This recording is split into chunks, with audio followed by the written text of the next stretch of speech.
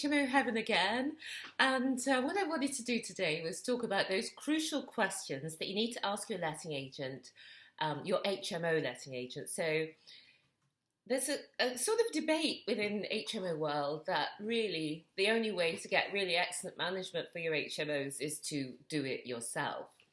But for many people, that's not an option if you want to invest in an area that's not near where you live, or if you want to really scale your HMOs 10, 20, 50, 100 maybe, and they don't want to spend their time struggling to fill the rooms and going through the masses of red tape that you now need to go through to run a fully compliant HMO. So if that's you and you're the type of investor who would like to outsource your management, you need to know that you're going to the right people, because making a mistake with an HMO letting agent can be very, very costly indeed. So first of all, you need to make sure that they're local and legal.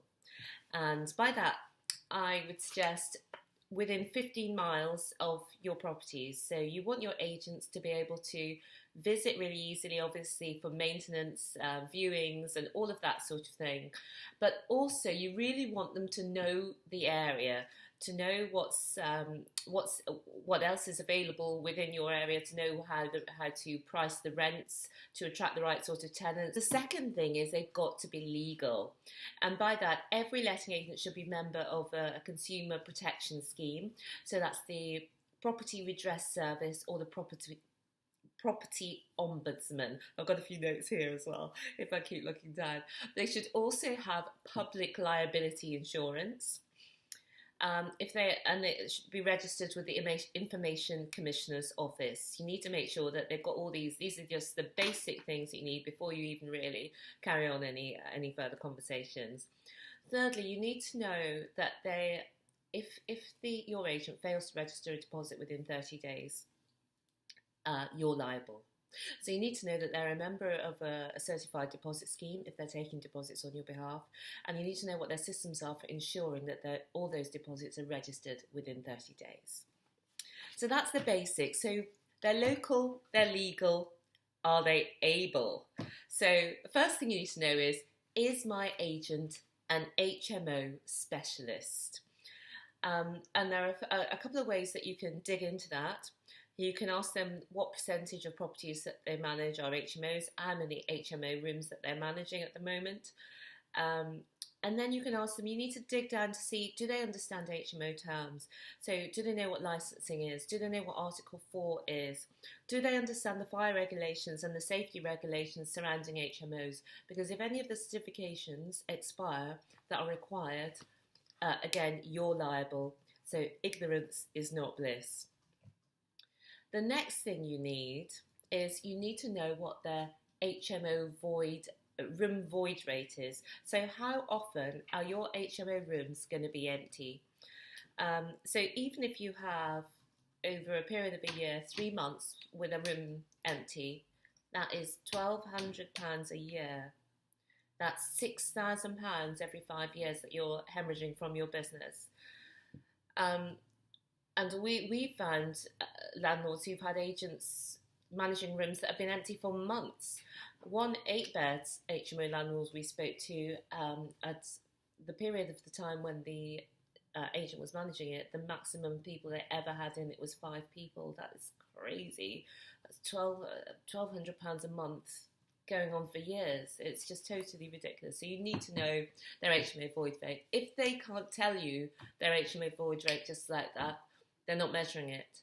And if they're not measuring it, I wouldn't work with them, because it's just bad for your business. The next thing you need to know is how and when they inspect the rooms. So not just the communal areas of the property, but also how often do they go inside the rooms. And if you're a remote landlord and you won't be participating in those inspections, you need to ensure that you get some sort of photographic evidence, videos or photographs and so on, that are date stamped for the date when the inspections are supposed to happen. We have been shocked by the number of landlords that we're now working with who are remote landlords, and the state of the properties that have been fully managed. I'm going to show you a few pictures in a minute, I'll put them in the video, is ridiculous.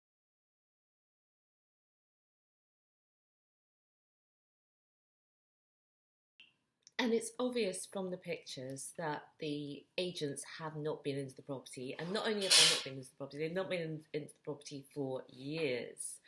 The particular property photographed, rubbish, 4 skips full of rubbish had to be removed from the gardens because one of the tenants was throwing rubbish and all sorts of unmentionables out of his bedroom window. So mattresses were stacked up in the communal areas, and it was just awful, a nightmare situation for the owner, for the tenants who were living there at the time, and really unbelievable.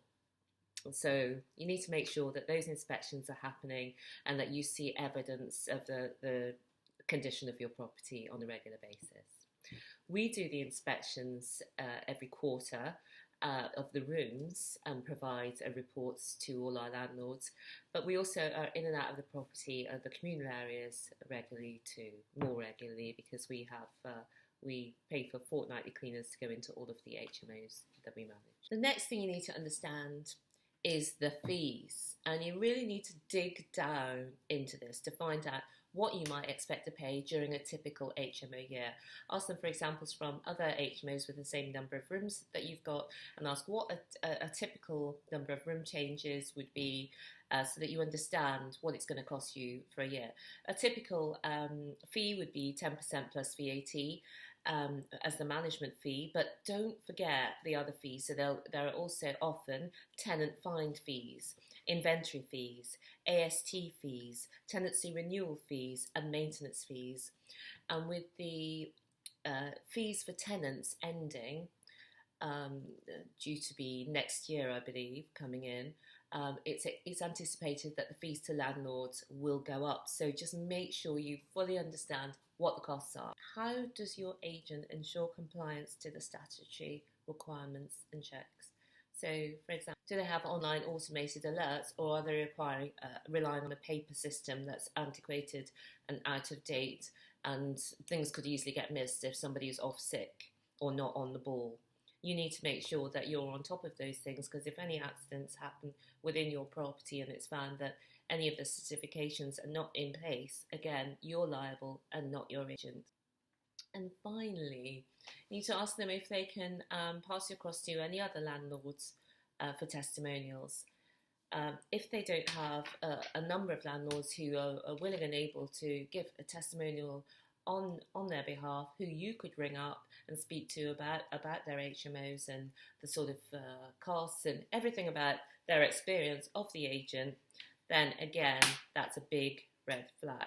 So in summary, you need to make sure your agent is local. You need to make sure your agent is legal.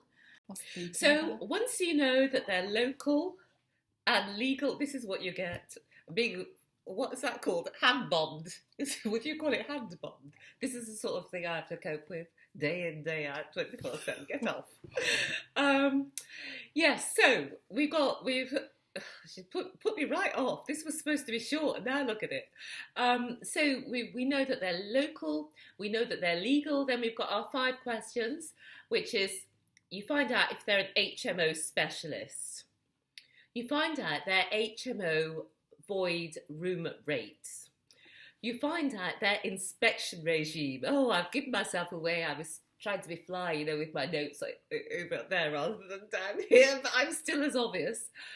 You find out what their processes are for complying with all the statutory and legal regulations.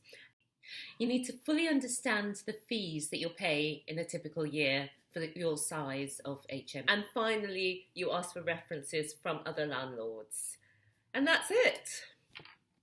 A really easy set of questions to make sure that you get the right agent for your HMOs. If you have questions that you ask, if you think I've missed things out, please put them in the comments below, or let me know your HMO agent experiences. Okay, bye for now.